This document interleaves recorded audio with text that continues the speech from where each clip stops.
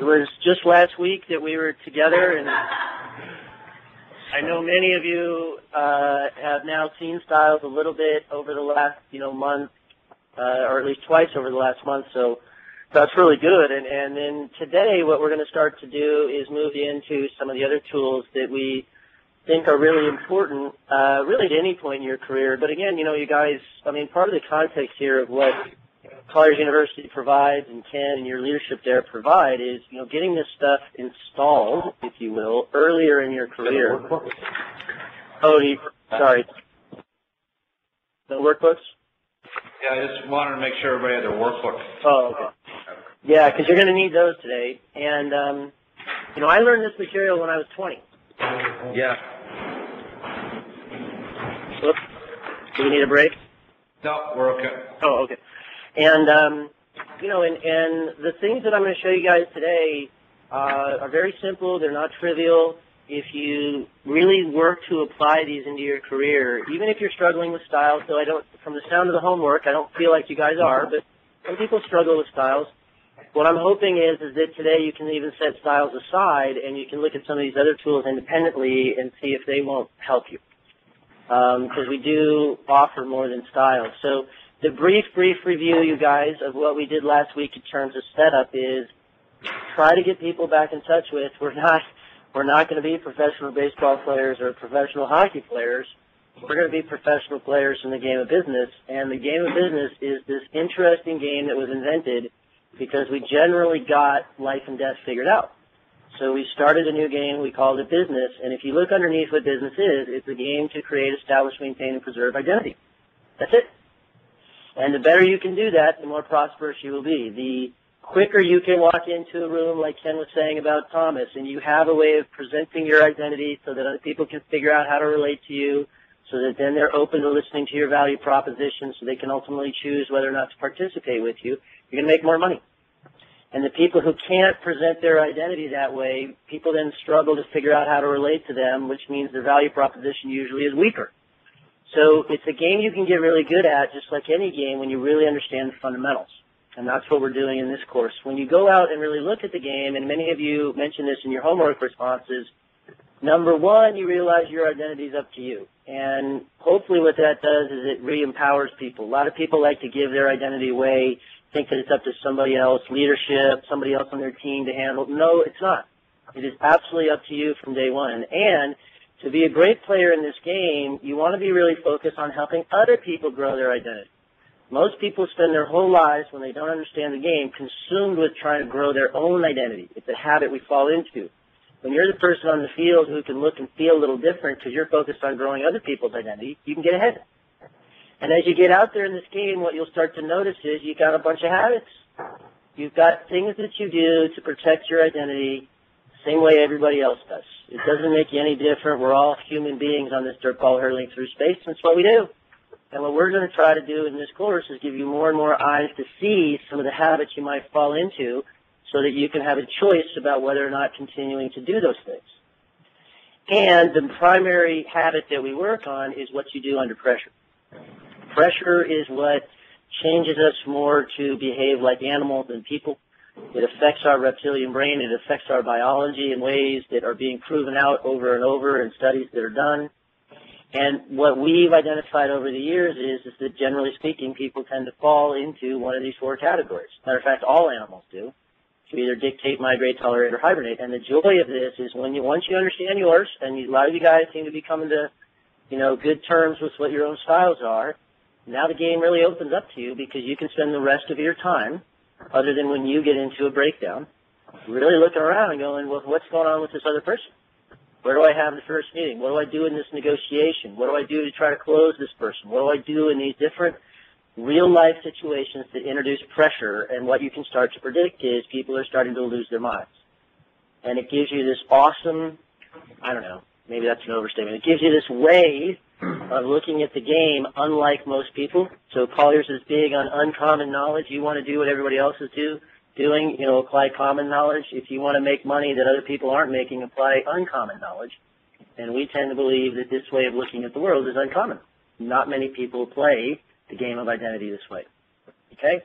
So that's what we did in, 3 minutes. Any questions, you guys? I got about half the folks did the homework, so I got a couple of things, like Michael Irvin being an influence is just an awesome analysis.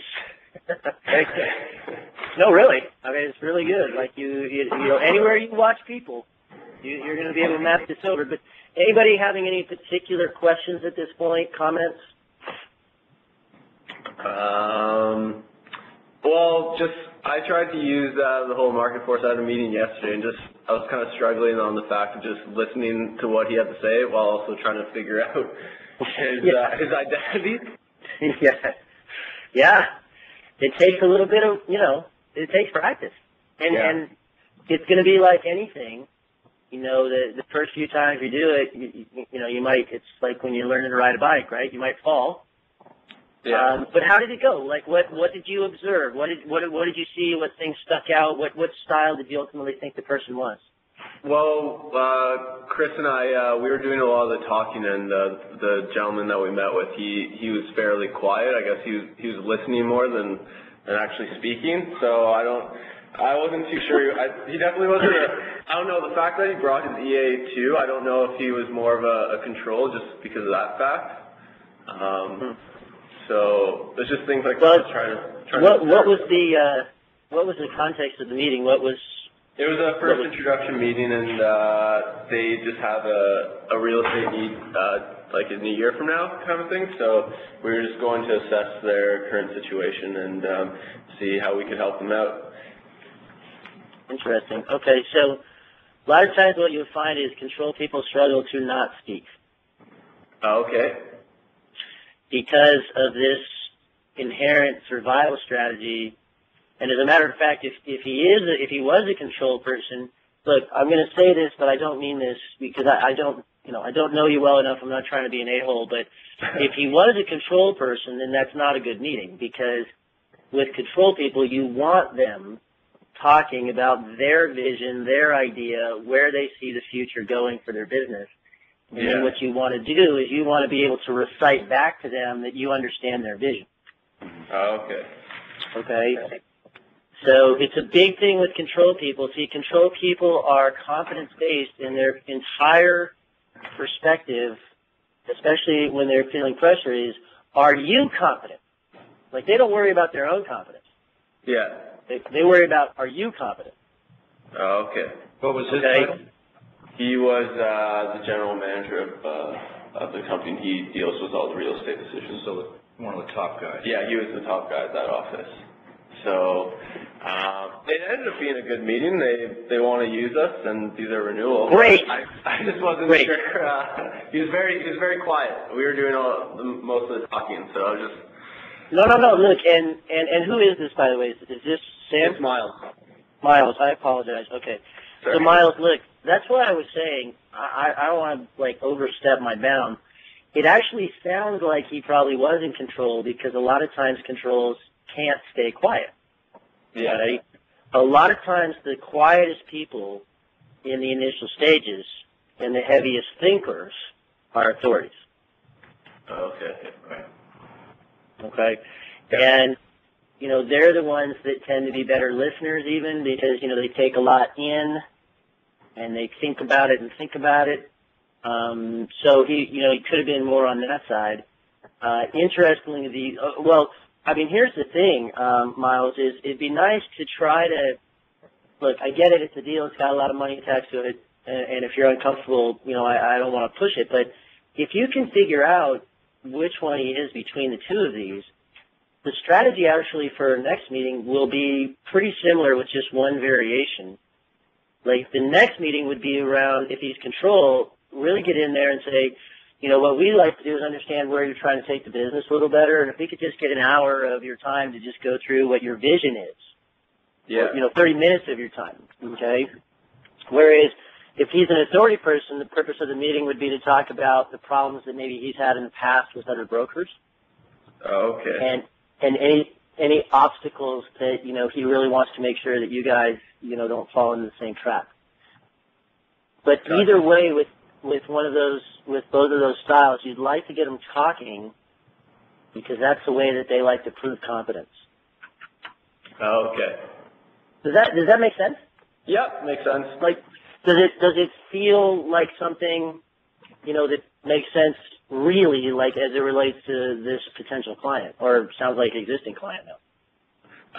No, it makes sense. We were asking him about his 5, 10, 15-year goal type of thing. It just sounded like he wanted to stay in the same space type of thing. And okay.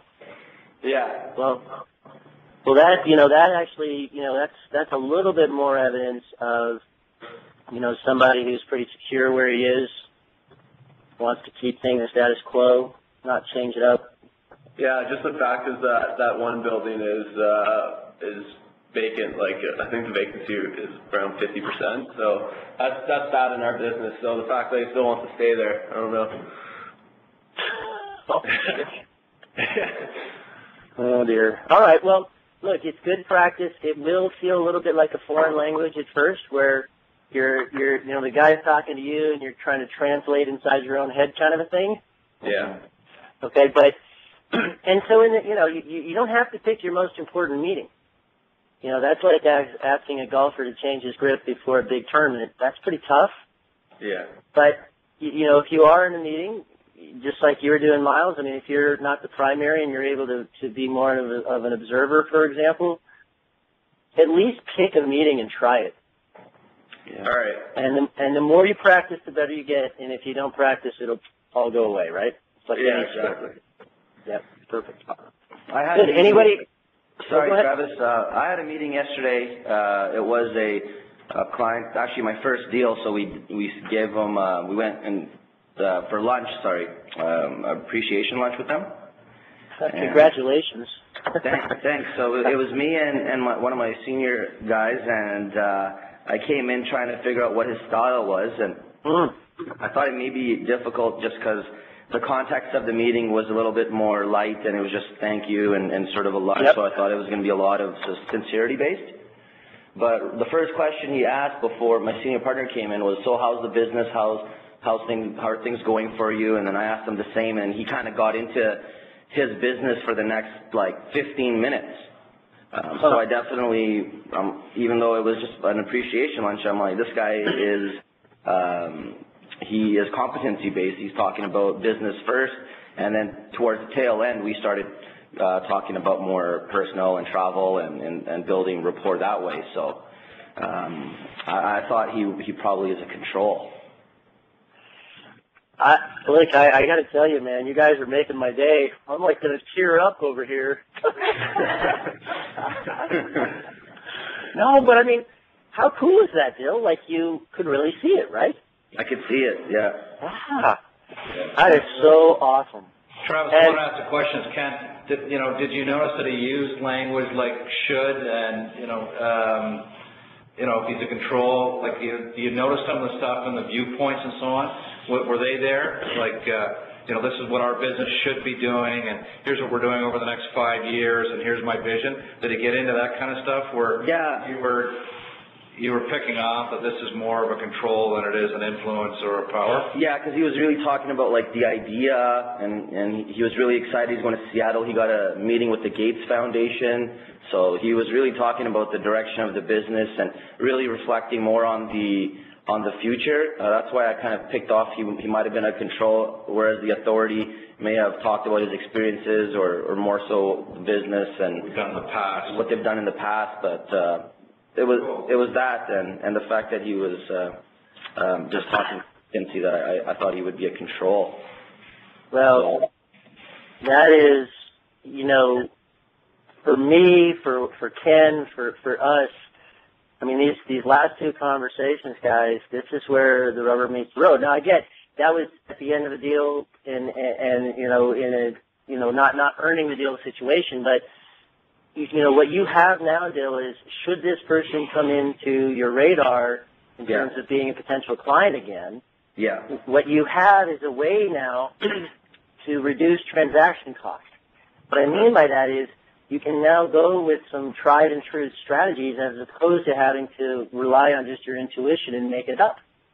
And there are very particular things you can do with any style to start the next deal or whatever. So, what I would recommend, okay, is just make sure you tag that somewhere, whether you use the mobile app or, your own database or whatever. Just make sure you tag that guy's a control, because a year from now you might forget. Right. Okay. And he only did a 1-year deal, so he wants to re-talk in October because his business is growing pretty quickly. So it's something it's something that we're gonna be talking about a lot sooner than later. So. Well, and so now we go back to what I was mentioning to Miles. One of the best things you can do with control people is have them leave meetings in love with themselves.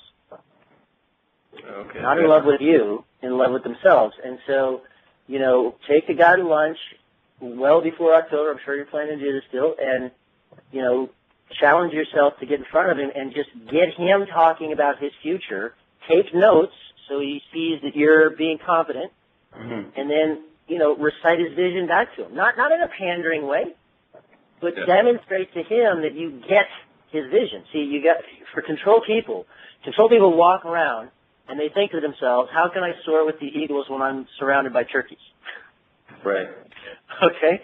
And when you're all of a sudden the person who understands their vision, all they can think is, that guy gets it. Okay. Okay? So, those are the types of things. And, I'll put it out there for all of you guys. I mean, Bill, if you want to chat ever before another meeting with this guy or somebody else, just give me a call. Right. And we'll talk for 5 minutes and do a little strategy or whatever, and then go have the meeting. But this is great. You got the guy identified now, and I'm confident you're right. Perfect. That is outstanding. All right, 6:45 in the morning, and I'm tearing up over Mark. You guys are awesome. You guys carry on, Travis. I'll be back at the end. Okay, sounds good. Thank you, Ken. All right, you guys, this is awesome. And what I want to do is shift gears. So, as we go forth now, you guys have the tool of styles in your back pocket. What we want to start doing now is showing you the breadth of MarketForce. MarketForce is an identity management system, and styles is one tool you use, just like Dill and Miles are talking about right now. Here are some other tools. So if you guys would shift over to section number 3 in your workbooks. Okay. And what I want to do is talk to you a little bit about language. So this is a 20-minute conversation. It's a very simple distinction. I tell clients all the time this is the easiest thing that we give out. It does not make it any less significant. And, the group that I had yesterday, I said the same thing. After this meeting, go to your next meeting and just observe how people use language and notice that many, many people do not understand that language is a technology and how to use it. And it'll blow your mind, both in your personal life, your professional life, how people don't understand what language is. Okay, so I really want to challenge you guys to try this tool out and not get infatuated with styles as the only thing that we offer. So, we're going to spend 20 minutes or so talking about language, and I'm going to use language to do it, and I'm going to talk to you guys in language, and each one of you is going to listen to me, and inside your head you're going to be talking to yourselves, and that's going to take place in language. And the point is, human beings swim in language like goldfish swim in water.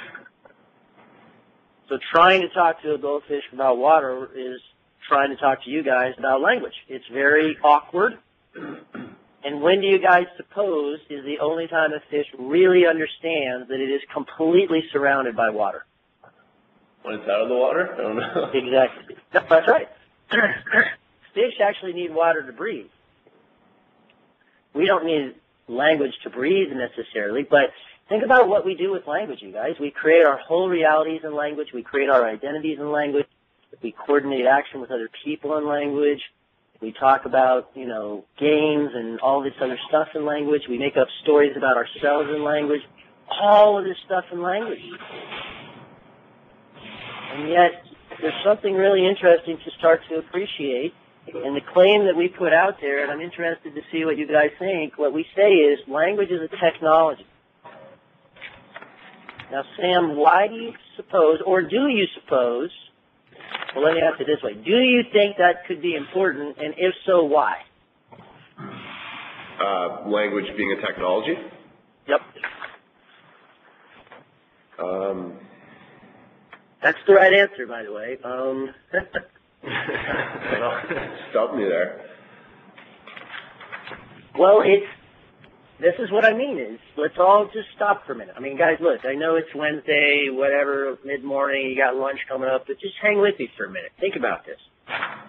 Language is a technology. What is important to understand about any technology? How it works? Yeah. Number one, how it works. What else is important? How to use it? How to use it. It evolves. We invented it. You guys all get that human beings have been on this planet for I don't even know how long, but whatever number of years. And there was a point that we were here and we didn't have language. So from day 0 to day 1, in terms of having language, we existed all this time trying to coordinate action, to get away from saber-toothed tigers, to get across the glacier, whatever else we were doing on the planet. And then the next day, we started inventing language. And then our capacity to coordinate with other people just exploded. So we invented it. So like 50 years ago, I think that's about right, the invention that we had, the technology that we had for long-distance communication was a typewriter. Now, we all laugh, okay, and some of you are probably young enough on this call that you don't even know what that is. Probably never even seen one. But, 50 years ago, that was a big deal to have a typewriter and be able to send, a letter long distance. I mean, that was it. Nowadays, we got laptops and phones and tablets and, Google eyewear and, all this other stuff. It's evolving. But 100 years ago, this was long-distance communication. I mean, imagine taking this course through Morse code.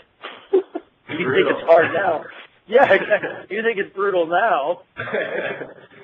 Trying to take notes with the deet, okay, that would have been impossible. Well, nowadays, of course, we've got video conferencing and everything else. Okay? Yeah, I know. I don't look like that anymore. The glory days, right? Yeah. That's a high school photo there. All right, now I'm not crying. Now I'm just pissed.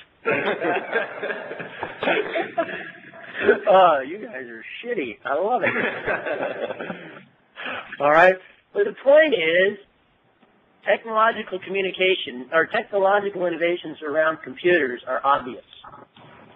And we understand what they're doing in terms of accelerating our rate. I mean, you guys are looking at my computer screen, and we're in different countries. Yeah. Okay? It is an interesting life that we lead. Well, what we want you to understand is that language, too, is a technology. And here's the metaphor. I think it's a metaphor. I never know if it's a simile, a metaphor, analogy, but I'm going to go with metaphor. Okay, so David, you're there, right? No, he's not here. Oh, David's not here. I'm sorry. So, Sumi. Yeah? You use a laptop, correct? Of course I do. I'm sorry, what did you say? Yeah, I said yes. Yeah. Okay. All right. Do you ever use your laptop to play video games? Most definitely. Oh, good. Okay, so a lot of times I get people who say no, but either way, now I know the other thing that people rag on, since you guys are giving me shit about my high school photo, a lot of people are like, solitaire, really? Okay, but I know I got to update my games, I get it, okay, but let's say, for purposes of my old school, story here, let's say you did use your computer to play solitaire, and let's say that you won 100 straight games of solitaire. Mm-hmm. And then you opened up your bank account online. Would you expect to see more money? No. No, of course not. Jeez, what a dumb question. Right now, why might you be playing this video game then? For interest, leisure, to get exactly. Okay, I got to write these down. Interest, leisure, take your mind off things. Okay, exactly. Now, you also use your laptop to generate proposals, run spreadsheets, do things like that, right? Yes. And assuming that your proposals aren't shit, you would expect that using the technology for that purpose would increase the amount of money in your bank account, right? I'm hoping so. I'm hoping so. Well, this is our point, you guys. What if language is just like your computer? And what if it came with multiple uses? And what if most people have them collapsed? And what if you use this distinction, you can walk into a room and listen to a group of people over the course of an hour, and you can start to predict how prosperous they are. Because what you can listen for is this somebody who uses language that's akin to playing a video game, expecting to be more prosperous, which we would all laugh if people did that with video games. So why don't we laugh at them when they do it when they're using their language this way? Or is this somebody who uses language and you can tell that these are people who make money? Look, for me as a business coach, when I sit down with a team, I can tell. I can tell, give me an hour. I'll have their styles deduced, I'll have their identities deduced, and I can tell whether or not these are people that make money. And this is what we want you guys to be able to listen for. Now look, it's really simple. This is what I was saying earlier. This is the easiest thing we give out, so don't think there's a trick. This is right down the middle of the fairway. Just look at what it is. Everybody on this call is trying to be more prosperous. Prosperity is a surplus of wealth and wisdom. The only way to produce prosperity, well, I already said it, is to grow, which means you have an extra. If you're breaking even, that's not prosperity. That's survival. And the only way to grow is to produce a tremendous amount of accomplishment. The bum in the park and the CEO of a Fortune 500 company have the exact same amount of time. We all have the same amount of time. Prosperous people get more things done in the exact same amount of time. And the way they do it is that they're good at this process of collaborating and coordinating with other people. Even if you work by yourself, you still have to get good at collaborating and coordinating with your clients. The way you send emails, the way you do things on the phone, etc. And the only way that we as human beings coordinate action is in language. We invented this as our tool. Now, to make sure you never forget this, draw a line between coordination of action and language, and above the line, write down all other social creatures. Every other social creature on this planet is in the same game above the line. They are working to coordinate the action to produce accomplishment, growth, and prosperity. We invented language. And it's one of the huge reasons, okay, that we are the highest on the food chain. It gives us a way to do things that dolphins can't do and ants can't do. But if you want to, check this out, if you don't believe me, go outside and look at a group of ants. And what you will see is that they are incredibly effective when they are next to each other at coordinating action. They can't do it remotely because the technology that they have is something called trophallaxis. It's what body chemicals and smell does for them, where they line up and they just boom, get to work to make an attempt to coordinate to produce accomplishment, growth, and prosperity as measured by an anthill. And trophallaxis is so powerful that it came with only one usage. All ants can do is coordinate action when they are next to each other. They can't do it remotely, and they can't do anything else. So much so that if you step on the line of ants, they will scatter for like 3 seconds, and then boom, they will go right back to coordinating action. It is a one-trick technology. What you will never see coming out of ants is anything different than coordination of action. They can't do things like pull over to the side and go, hey, I don't like how things are going around here. Someday when I'm a queen ant. Okay, they don't have that. It doesn't make them better or us better, or, don't put a judgment to it, but just notice that they have a one-trick technology. We have a technology that came with multiple uses, and the problem, again, is most people have these collapsed. That's the problem. It's not that one type of language is always better than the other. It's that they're different. And to make this, stark ravingly clear, next to judgmental language, just put language for no action. This is the type of language that is like playing a video game. And next to performative language, put language for action, which means this is the type of language that you would use similar to using your laptop to do proposals and things like that. And again, I will say, you guys, please don't put a judgment around this. All we are saying is they are different. a big part of being a human being is using judgmental language for things like what are you interested in, leisure, taking your mind off things. But what you need to know going forward is it doesn't produce action. And if you have the expectation that your language for no action is going to produce action, it's like the person playing a video game thinking they're going to make money. It makes no sense. Okay? So you don't have a ton of room, but you got a little bit of room there. Please draw this little table, because what we really want you to walk away with today is seeing the difference. With no judgment, choose which type of language you want to use. We want you to be able to identify each type, know what it is at its core, and most importantly, know what each type of language produces. Okay? So let's start with judgmental.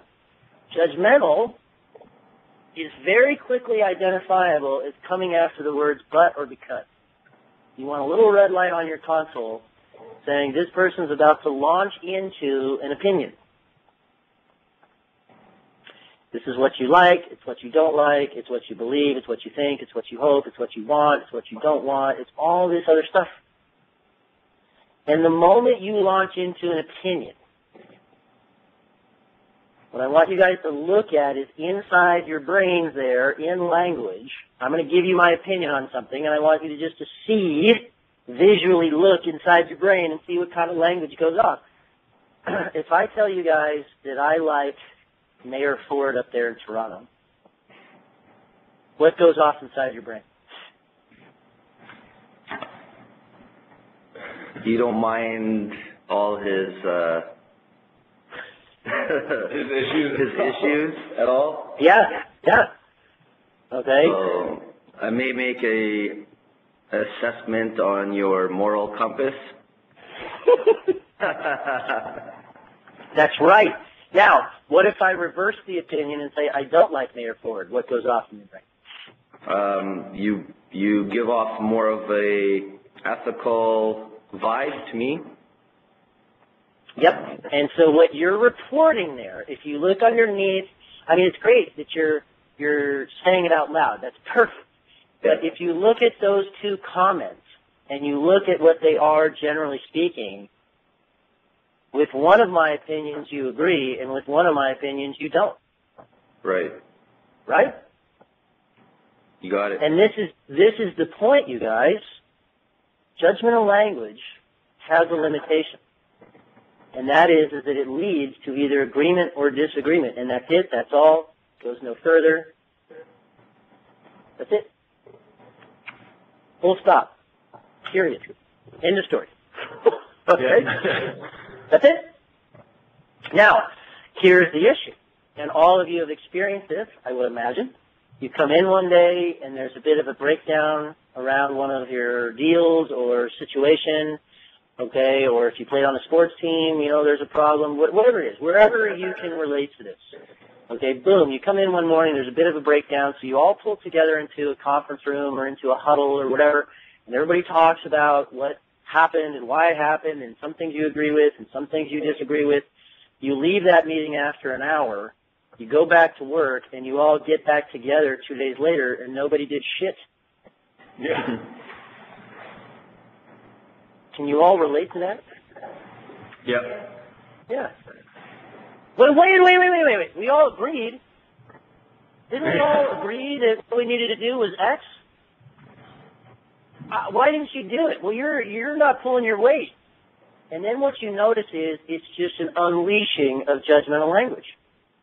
And so judgmental language didn't solve the issue in the first place, and then people use more judgmental language in that moment. And then it's like what I was saying with SUNY. They open up their bank accounts, they can't figure out why there's no fucking money. Is this making sense, you guys? Yeah. Yeah. Okay, so now, think about this. If you can see the difference, you can move. You can move around. That's the whole point. Versatility. Like, all our tools are designed to make you more versatile. So, SUNY, could you stand up for me for a spin? Sure. Awesome. Bill, did she stand up? Yes, she did. Awesome. All right, thank you, SUNY. You can sit down. No problem. problem. So what just happened? I just did what I was asked. Yeah, action. I've been talking about language for like 10 minutes, and maybe some of you are in judgments inside your head, like, oh my God, bees and ants, this is ridiculous. When's it going to be over? Okay. Whatever judgments are going off, as soon as I directed my language, I said Suni, called out her identity, put a little pressure on her, and then Suni, look at the 4 words that are listed under performative there. Which one of the 4 did I use? Which one? What? Oh, I didn't see this. Oh. Request. Yeah, you did a request. I did a request.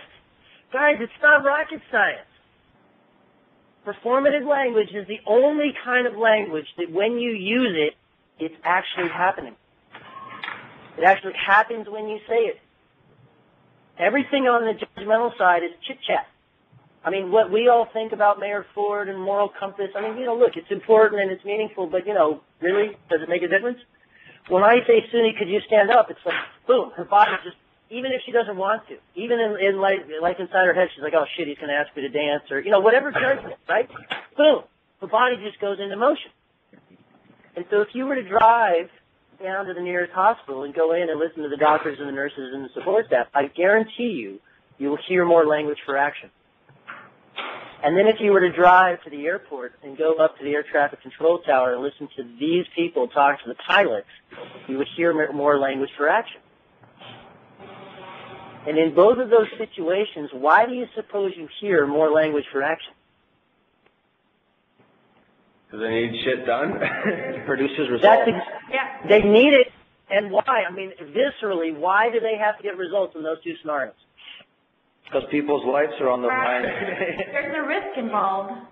Exactly. Guys, look. Now listen to yourselves, because you're right on it.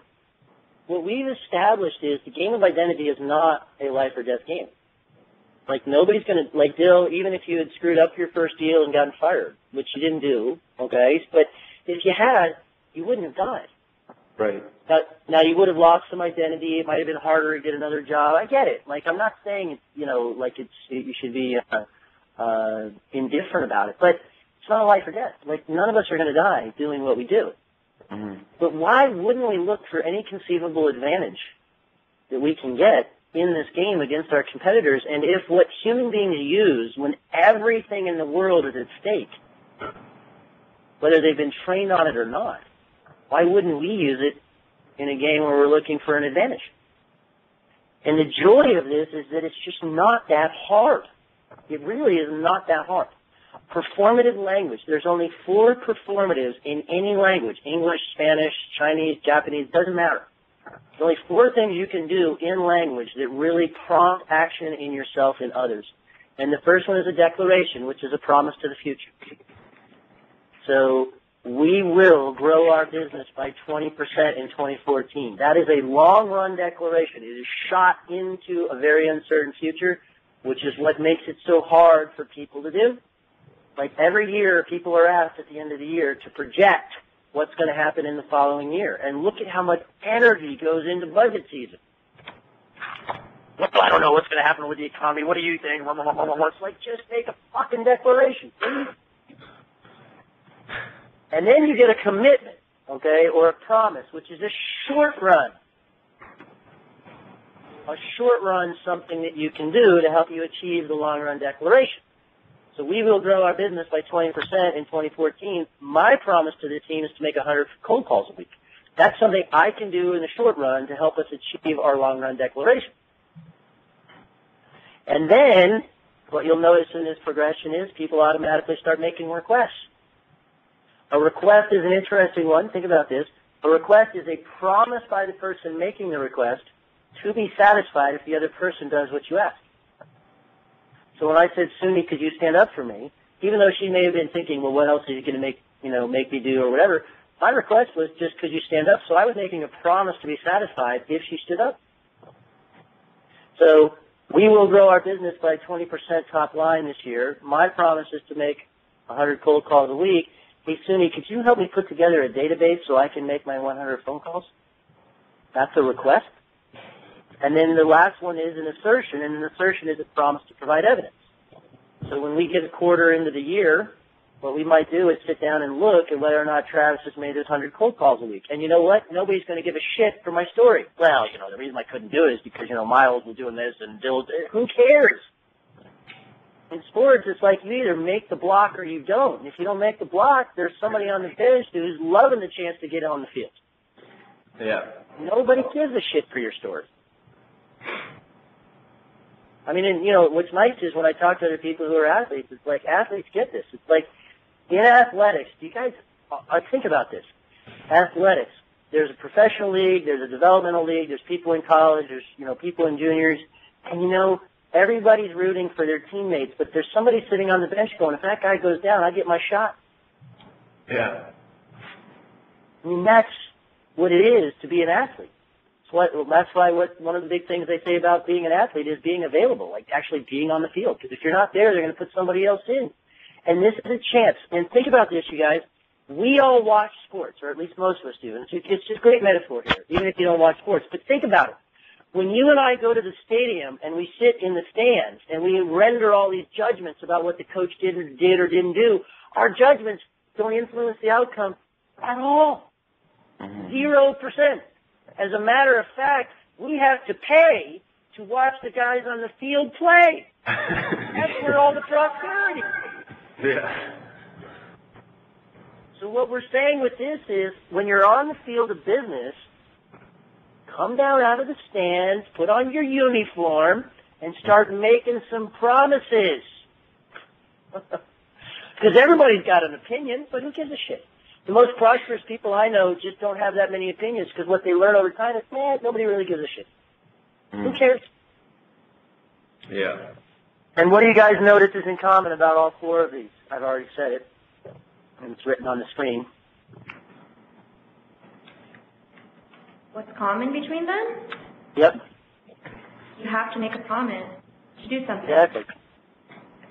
And what's the hardest thing you get people to do in business? To actually do it. Well, even before they do it, just, everybody can tell you they don't like where things are going, they don't like how the company's doing this, and man, if I just had more research, more resources, and if only you would, then I could, but you won't, so I can't. Well, no, I'm sorry, excuse me, just what are you going to do about it? And what you'll notice is, why is it so hard, Suni, to get people to make promises?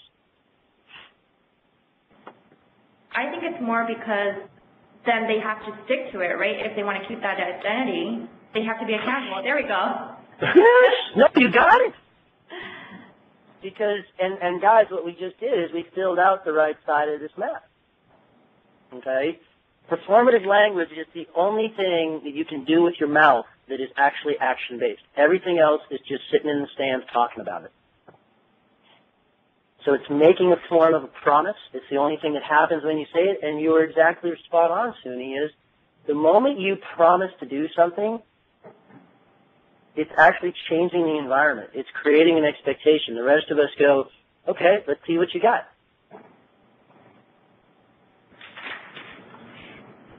And all we want you to do with this, you guys, is just notice the difference. Like, see, when I was learning this material, or, well, I guess a few years after I learned it, I went to law school.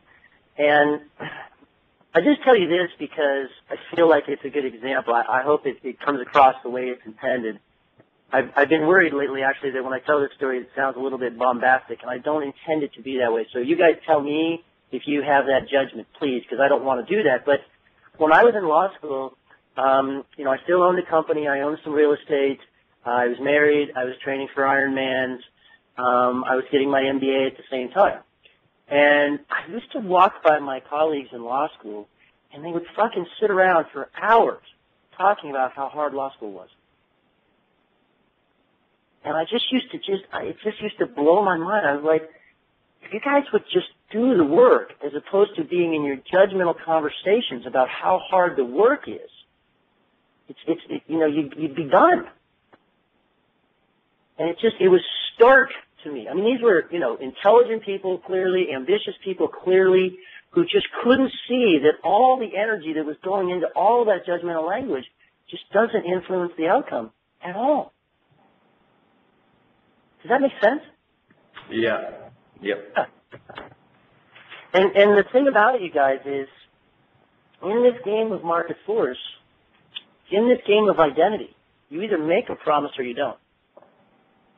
And if you make a promise, you either keep it or you don't.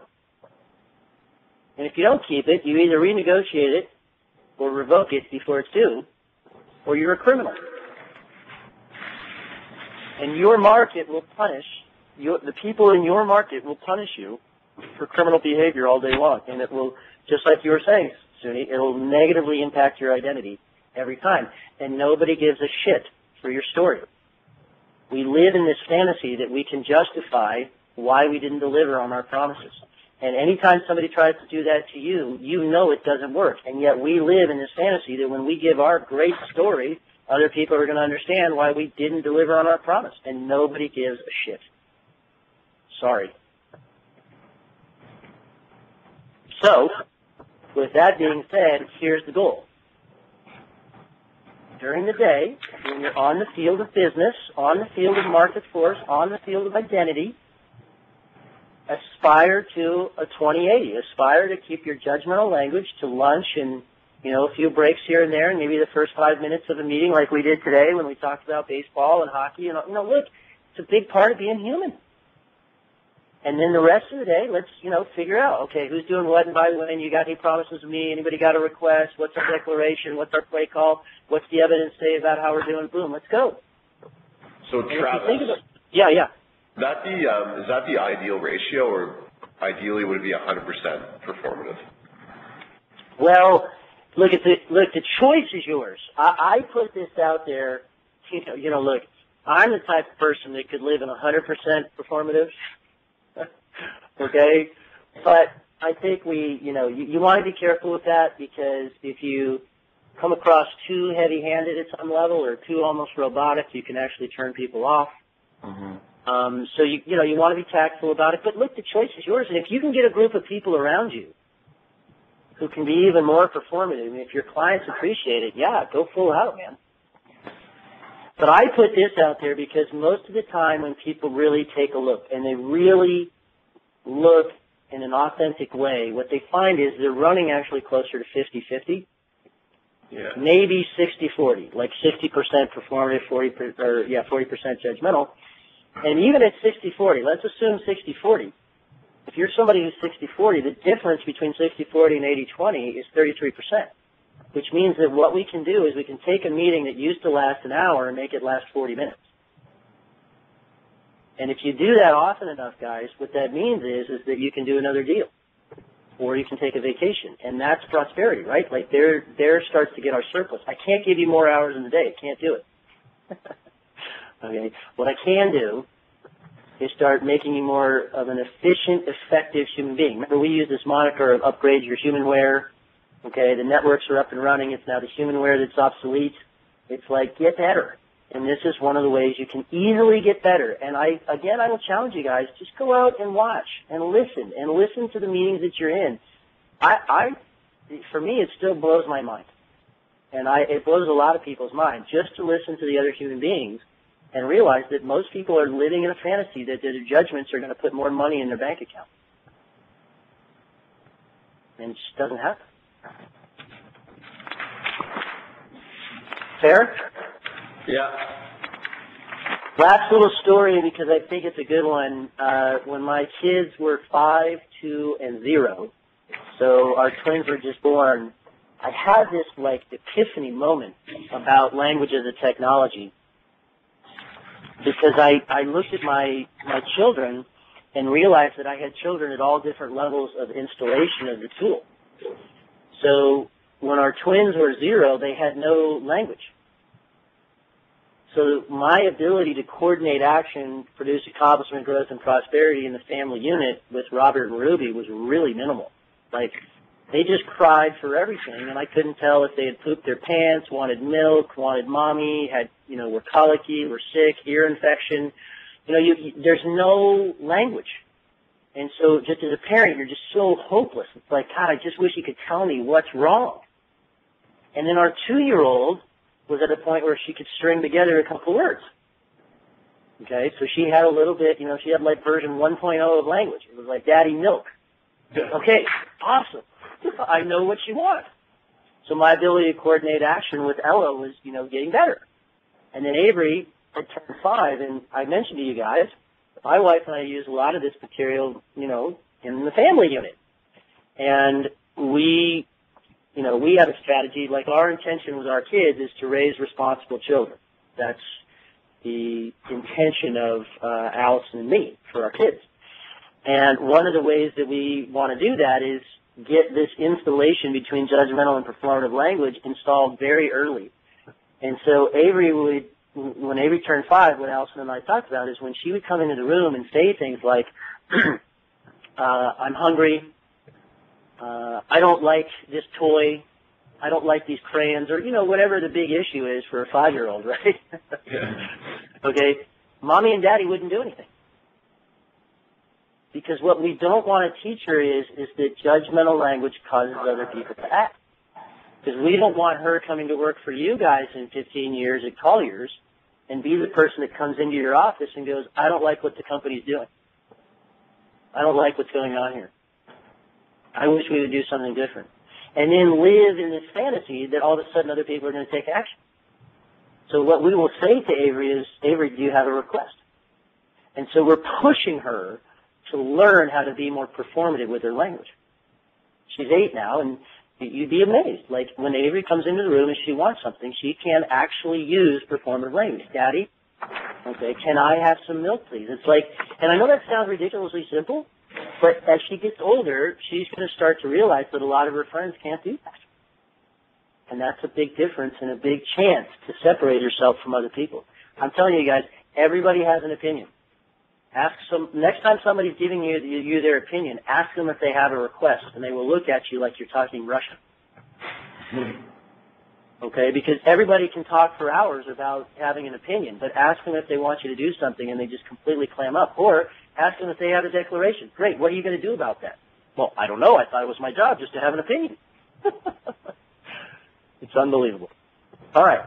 Now, fair enough? Yep. Okay. All right. So shift over to session 4. We're skipping one of the maps that we may circle back and do, but this is the other one I want to hit today for the last 35 minutes. This is here's a judgment for you. This is my personal favorite map. I actually think this is the biggest moneymaker we offer. This is the one that made the most money for me in my career. Okay, so the logic of what we're doing here, if you think about it, is when do you suppose the amount of judgmental language really increases? And when do people start dropping right into their very predictable survival strategies and stylistic behavior? Well, what we've tried to express throughout is it's pressure. So now what we want to do is show you a model for how to work through breakdowns, how to work through pressure. So if you think about any good sports team or any good business team or any good business player, one of the things you will say about them is that these people are really good at staying focused, and they're able to take the next most powerful action regardless of what happens. Other people start losing their mind. These people are able to stay right on track. And we call that skill being able to stay on balance. So this is not a work-life balance conversation. That's a different and very important conversation. This is how to stay focused when the shit hits the fan. Now, in my life, I had teachers and coaches who would actually throw around a very particular statement called, hey, Travis, keep your balance. And I always felt like that was a very unhelpful comment because it felt like a cliche to me. There were no tools in that comment. It was just here's something that I'm going to throw out there because everybody says it. It's kind of like telling somebody, here's a doorbell, but don't ring the doorbell, or here's a one-way sign with 2 arrows. It doesn't make any sense. It's not helpful. So what we've tried to do is develop a map. And how do you utilize a map, Sam? What are the 2 things you instinctively do with a map?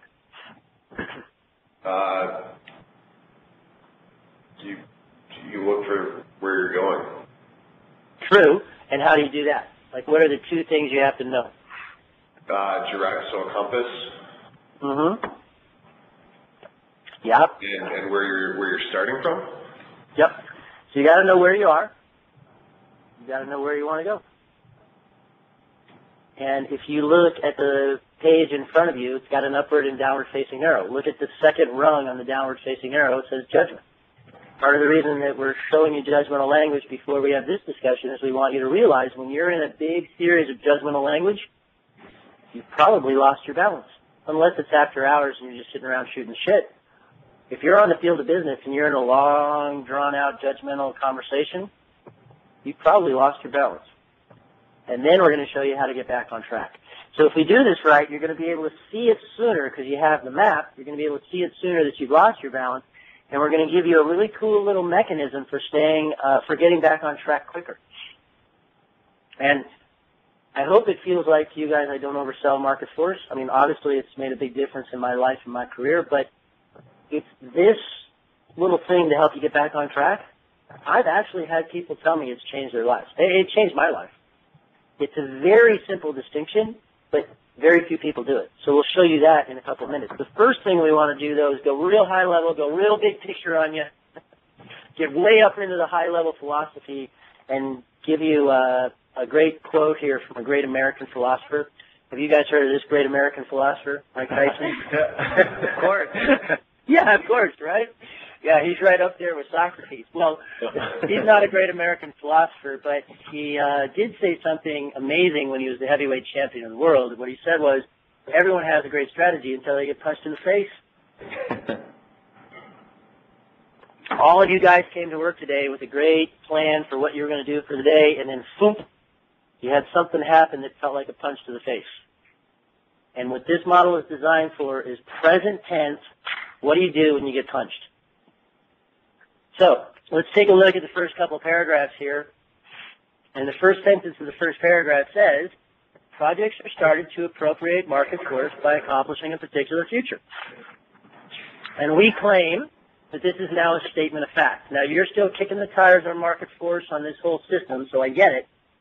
But what this is saying is that every project that you take on is driven by your commitment to increase your identity.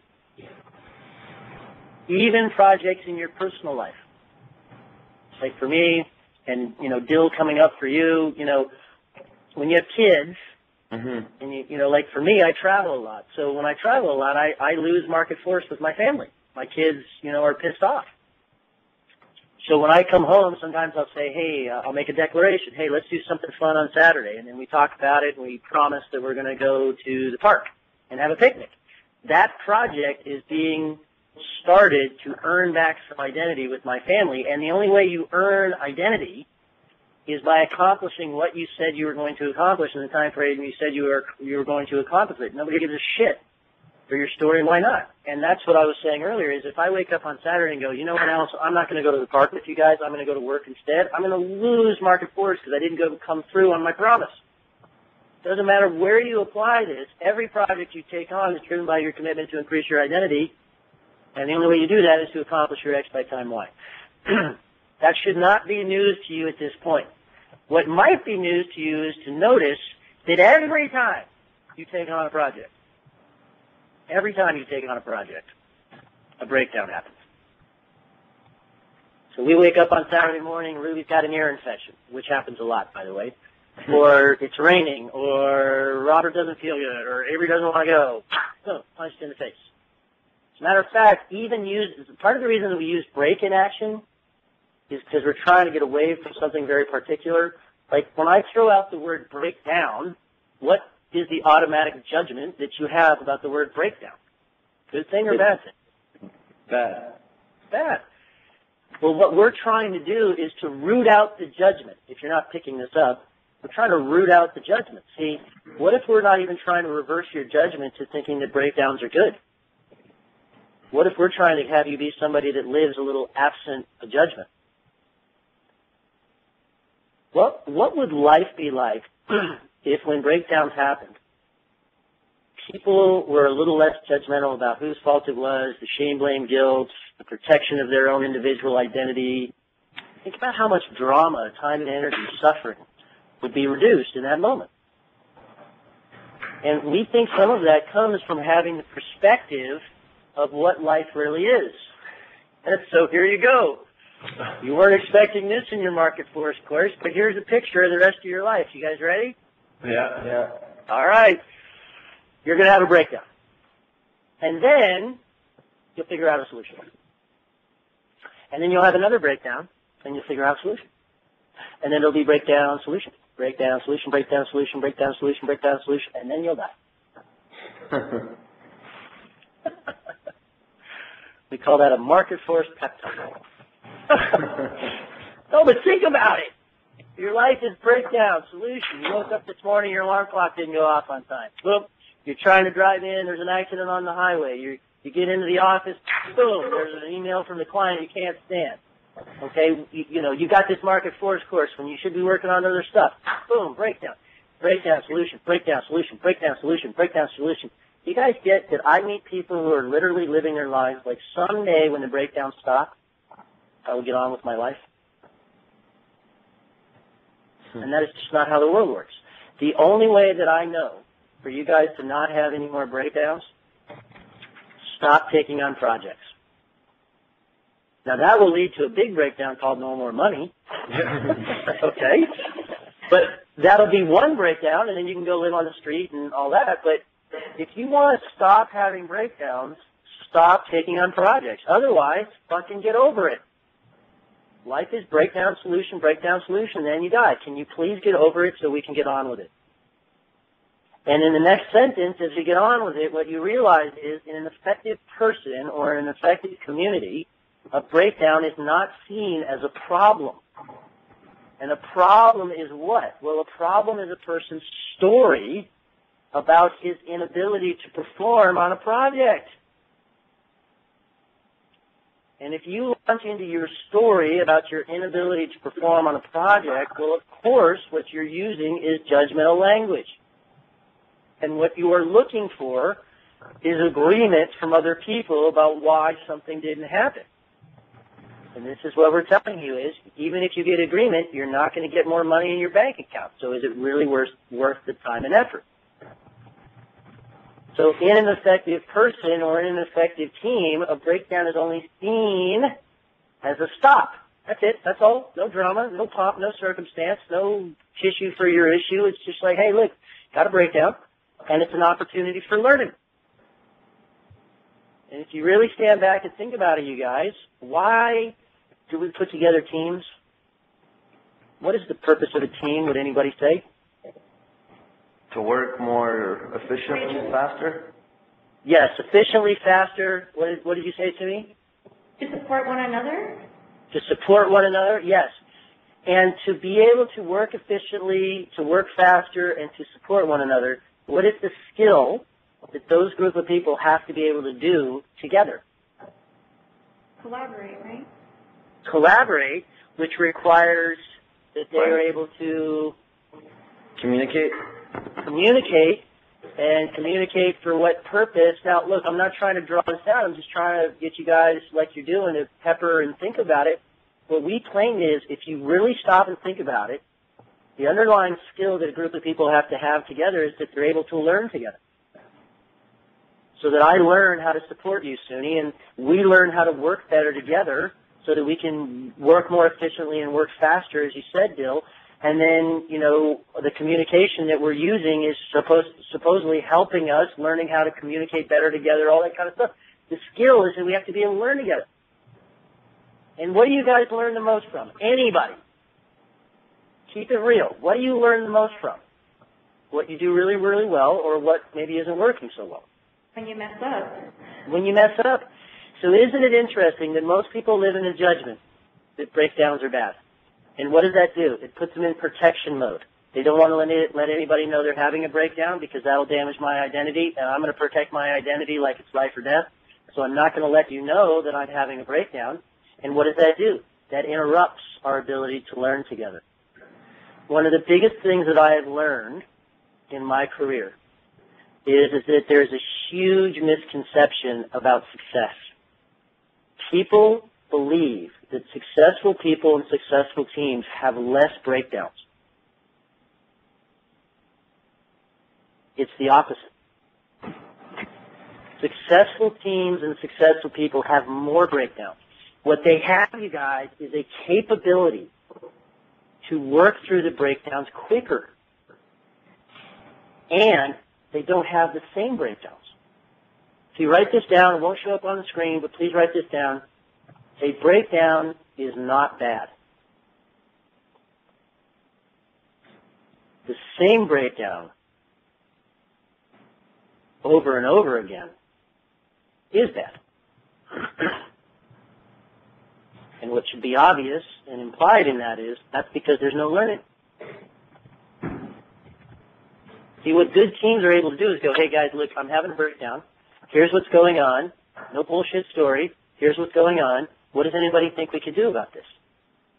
Oh, great. Okay, so let's try this. Boom, boom. We call play. Let's make a declaration. Boom. You go. You promise. What's your request? Boom. We go. Oh, you know what? Hey, guys, I'm having another breakdown. Great. Okay. Oh, good. It's a different breakdown.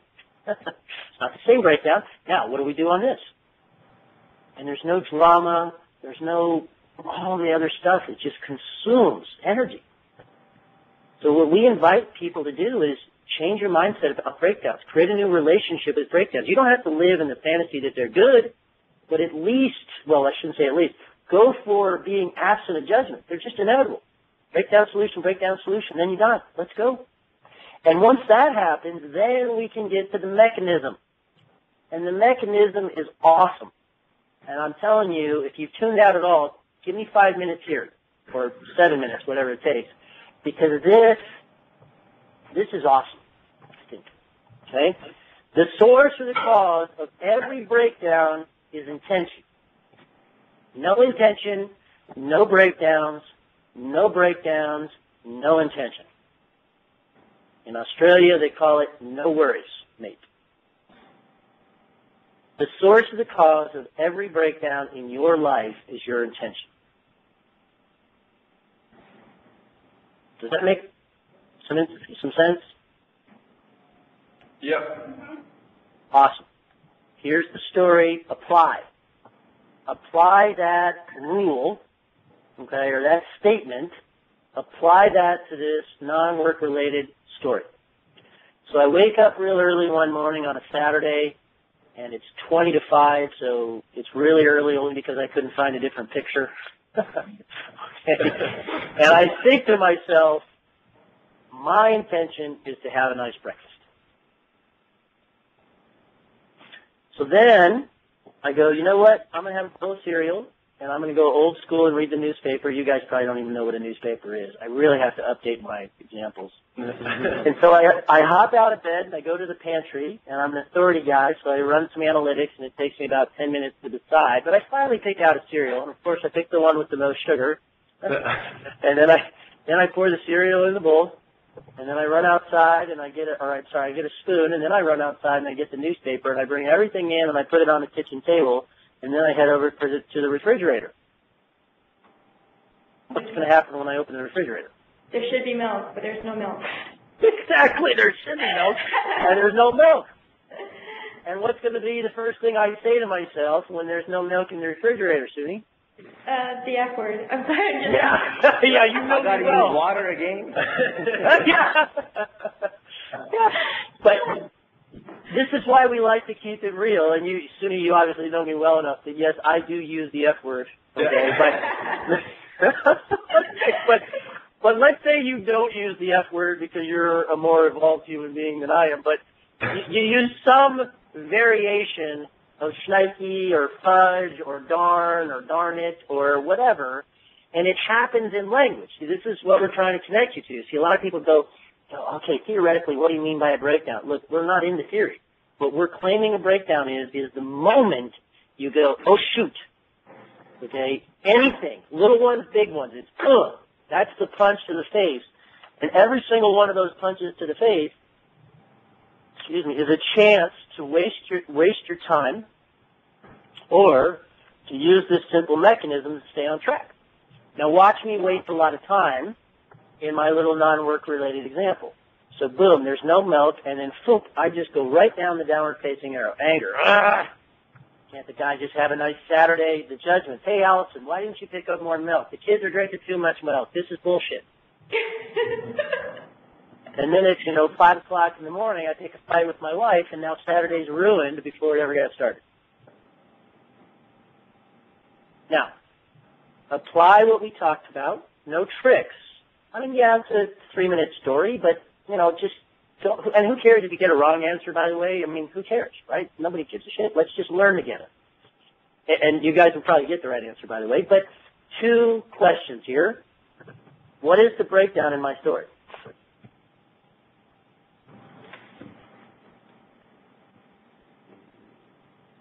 That there's no milk?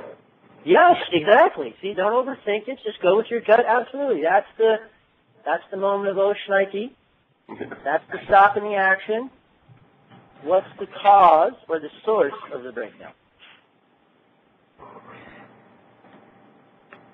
I think it's You wanting to have breakfast? it's yourself.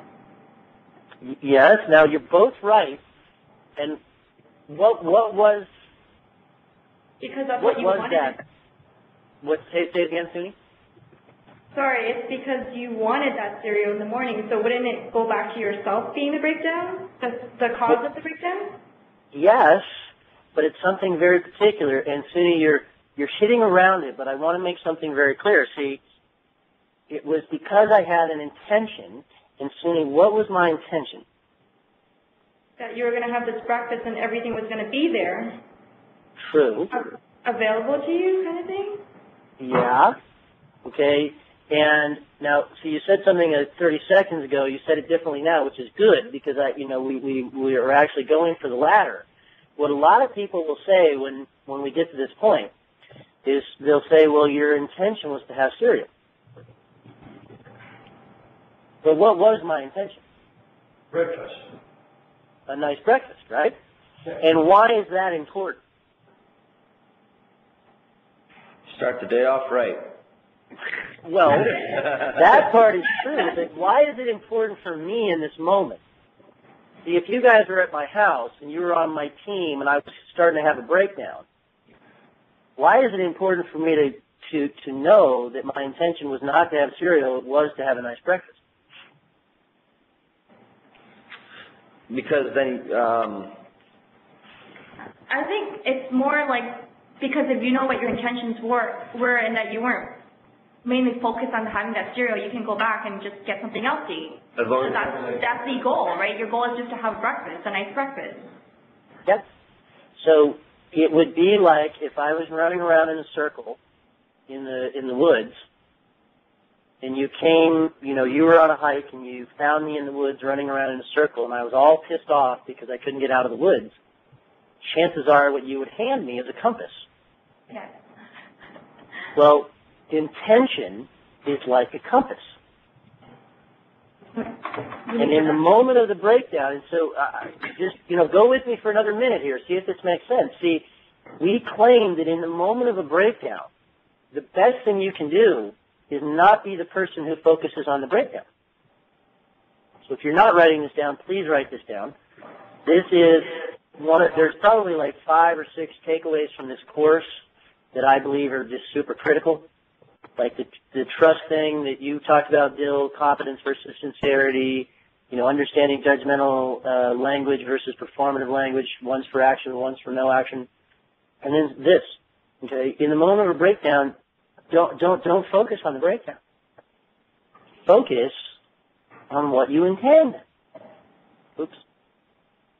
Focus on your intention. See, this is why I was saying earlier, guys, if you want less breakdowns in your life, give up on your intention. If I had had no intention for a nice breakfast, I would have gone all day and never realized that there was no milk in the refrigerator. Breakdowns only come into your life because you have something you intend. It's the universe's way of saying you're on track. So you're exactly right, Suni. See, if I'm able in that moment to go back to what my intention is, it will automatically open up the upward facing arrow. Now, what I want to make very clear to you guys is please don't have, a defensive posture in this. You're already doing this at least 51% of the time to be a prosperous human being, to work at a company like Colliers. So it's not like you're broken. I'm not claiming you never do this. As a matter of fact, what I'm saying is you do it instinctively when you do it. The reason you want to map is so that when you're not doing it, you can do it more. So if you're already doing it 75% of the time, let's get it up to 80, 85, 90, 95, 100% of the time. And what we mean is that once you are connected to what you intend, it automatically pushes you into, well, geez, what else could I do? And then we throw a lot of stuff at the wall. And then we go, okay, well, given the real life constraints of money and time, where are the real opportunities? And then, boom, we make a declaration, and we try something. And it either works or it doesn't. And then we're on to the next breakdown. So in my little story, you guys, just for 10 seconds here, what are the other possibilities of what I could do, given my intention to have a nice breakfast, and I've now been thwarted? What else could I do? You can see what else you have to make a nice breakfast. Maybe Yeah, make I can an see egg. what else. I could have eggs. What else? To buy milk? I could go buy milk, asshole. That's what people usually say. Okay. What else can I do? Travis, what if your intention when you woke up was to have cereal? Well, And then you went to the fridge and there was no milk. solve it. Go across the street, borrow milk. Go buy a cow so you never run out of milk in the future. Go to the store and get milk. But see, again, it's like, whatever it is, like, just minimize the drama. Do you all get the downward-facing arrow is drama. The upward-facing arrow is progress. And the people that I know who are the most prosperous do not have a lot of drama. They have breakdowns. Matter of fact, as I told you, they have more breakdowns. But they just have no drama. They just solve it. Now look, we're all going to hit the debt. My wife and I got in a fight last night. Okay? We all are going to go on the downward facing arrow. This is not about producing perfect human beings, and we're not pretending that there is such a thing. But what my wife and I are able to do when we have a breakdown is, 5 minutes later we're back at the table, we've got this map in front of us, and we're talking about intention again, and then we work it through. Okay? Travis, I have a quick question for you. Sure. So yesterday I had a breakdown. 90 minutes before I was supposed to have a practice, the location got changed, and I had to call everybody on the team to make sure that the location's changed and the permits are in order. So even though I was,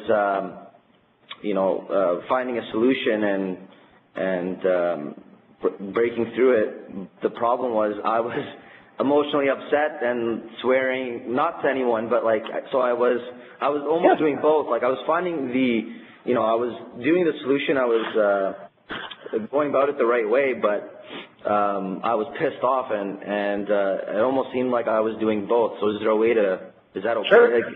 Absolutely. Okay.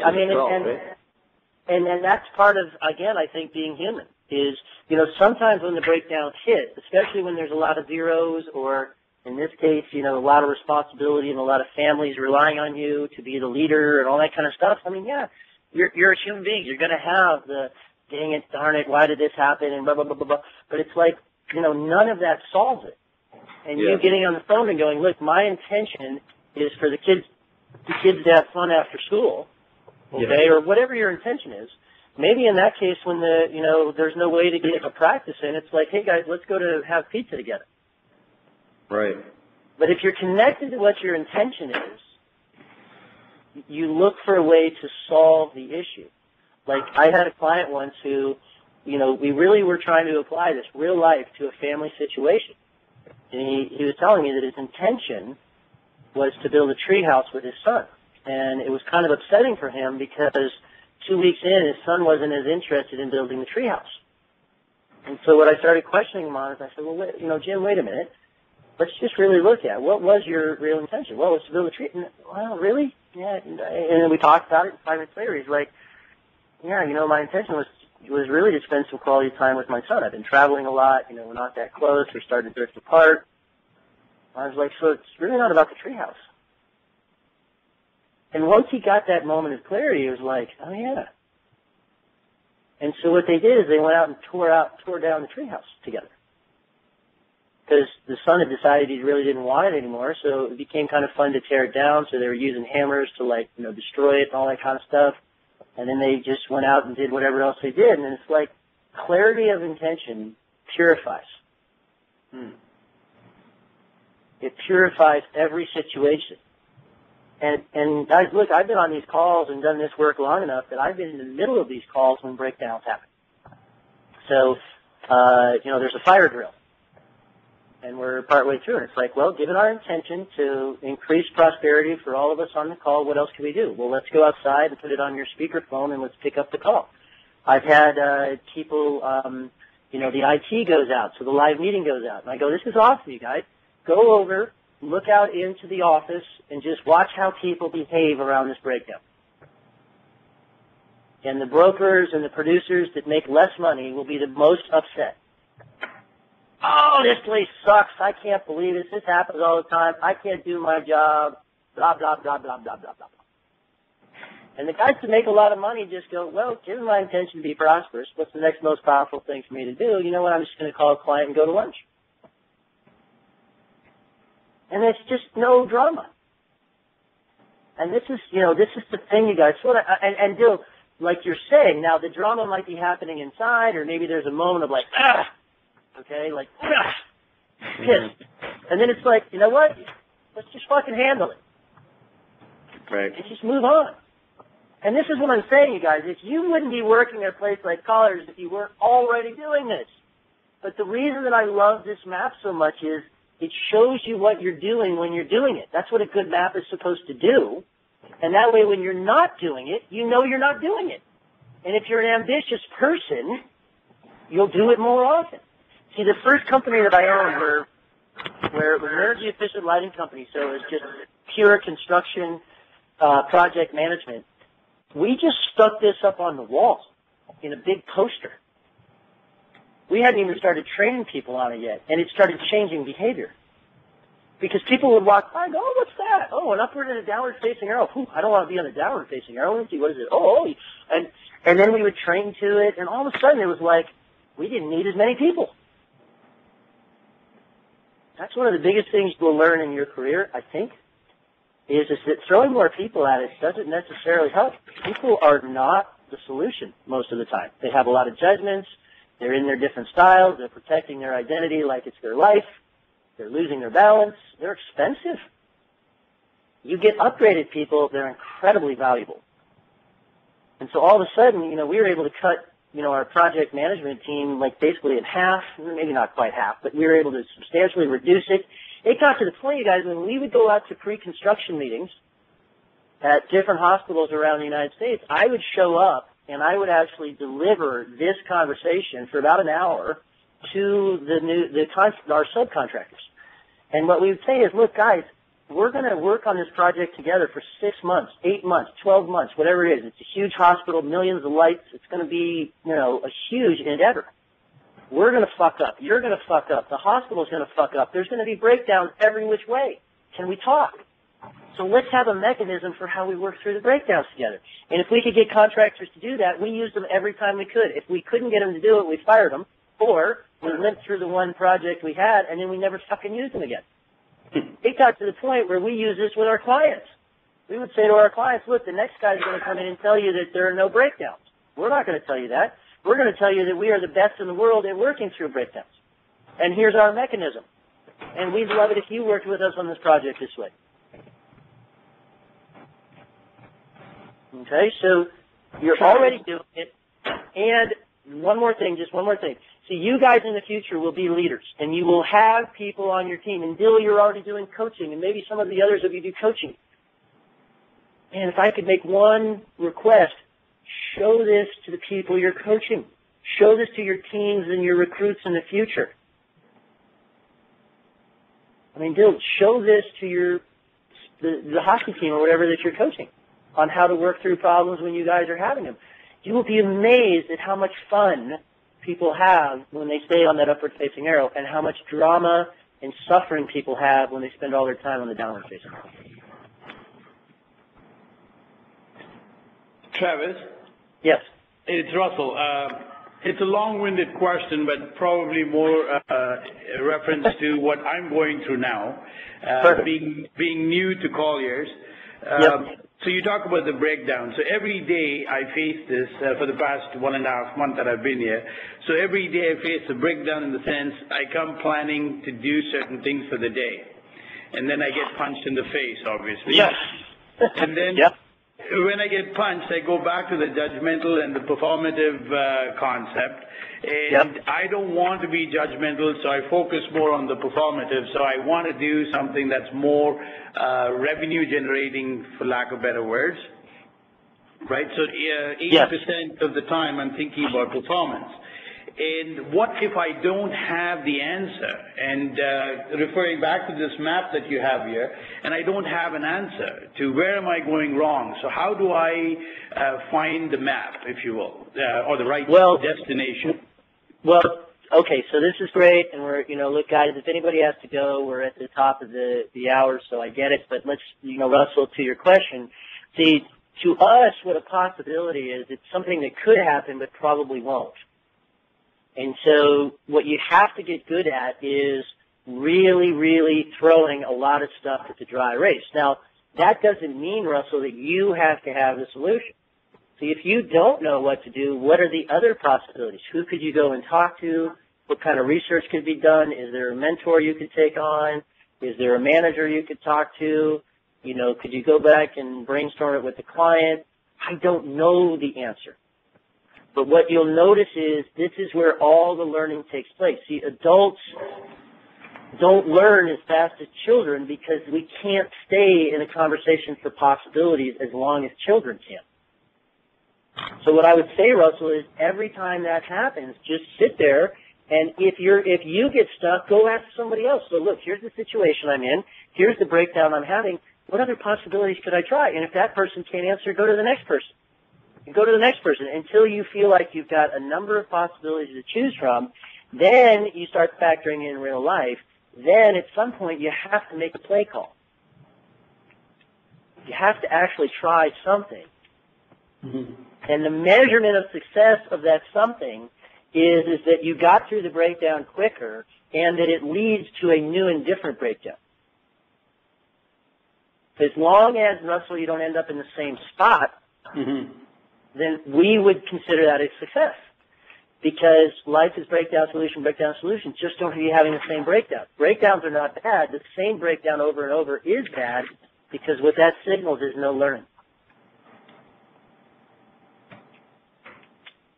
And I am happy to have a conversation with you, not right now, unfortunately, but offline if you want to go through whatever the situation is that if there's a specific one.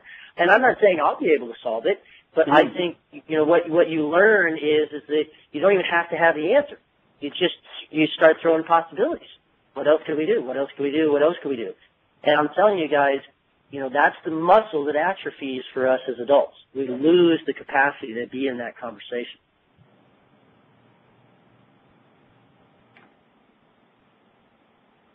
Yeah? I mean, Russell, I know that doesn't solve it. Yeah, no, that makes sense. Okay, but let's go. Let's talk to Ken. Let's talk to John. Let's talk to Scott.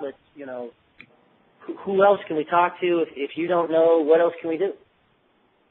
Until we feel like we have a real opportunity, and then we make a play call. Okay? Got it. All right, you guys. Look, you have the clerk's training next week, so we're skipping next week. I'll send you your homework a little later today. Please work to keep this material alive over the next 2 weeks. Dill, I really would put it out there since you're coaching other people. Try showing this map to your team and just see how people respond to it. It's a great way to see, make sure you learn it, teaching it to somebody else. But I'm telling you, it just makes a huge difference. Huge difference for people. Yeah. I will. We got our final game on Sunday, so I'm going to use it as part of my pregame speech. Well,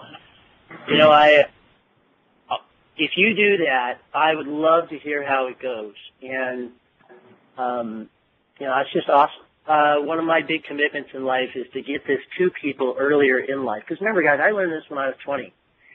And I don't know. I really feel very privileged to be showing it to you guys a little earlier in your careers. I just hope that you're having the experience that I had, which is as simple as these tools are, they're powerful. And understanding the difference between judgmental and performative language, as you were just saying, Russell, and then being able to keep your balance when everybody else around you is losing their marbles, that's a huge upgrade. understanding different styles, seeing that the game's about identity, those 3-4 things that I just mentioned right there, they've made me a lot of money in my life. And I don't say that to be bombastic. I guess I just say that out of, like, I just really hope that people try this stuff. Because it really works. Yeah? Good. Cool. All right, you guys. Thanks a lot for today. I'm going to go wipe my tears after all the good comments earlier. No, but really. Thank you guys for trying the material out. I'll talk to you in a couple of weeks, and I'll get you your homework today, okay? All right, thanks a lot. All right, guys. Thank you.